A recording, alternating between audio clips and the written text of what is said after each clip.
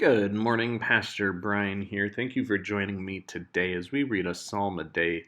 Today we're reading Psalm 101 together. I'll be reading from the Common English Bible as I do each day. And let's jump into this psalm this morning. Oh, let me sing about faithful love and justice. I want to sing my praises to you, Lord. I want to study the way of integrity. How long before it gets here? I will walk with a heart of integrity in my own house.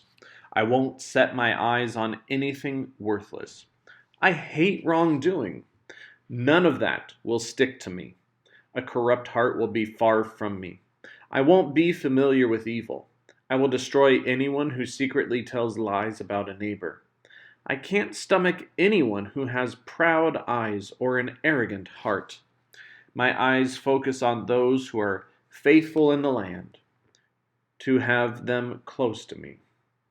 The person who walks without blame will work for me, but the person who acts deceitfully won't stay in my house. The person who tells lies won't last long before me.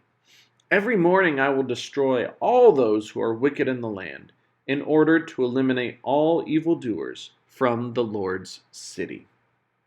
It's the end of Psalm 101. So, what did you hear? What did you like? What didn't you like? One of the things that stuck out to me, and this is more of an in general about the psalm, not necessarily a specific verse, but this psalm seems to almost be,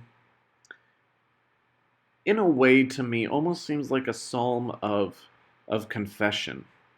Just this idea of wanting to be able to be worthy, of wanting to be without blame or blemish before God.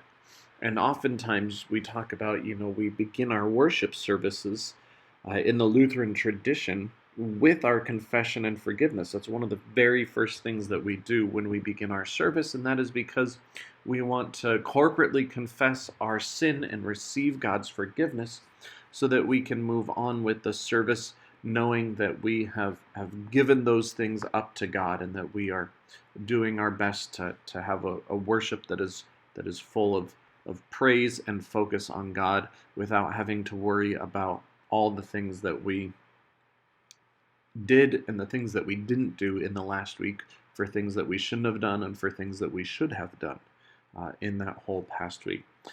And that's not to say that something might happen in worship. We might have a thought or something that might be considered sinful or not right, but we have confessed our sins before God. And this just seems like that kind of a psalm, is that the psalmist is saying that he wants to live that righteous life. He wants to be justified before God by doing all of these things.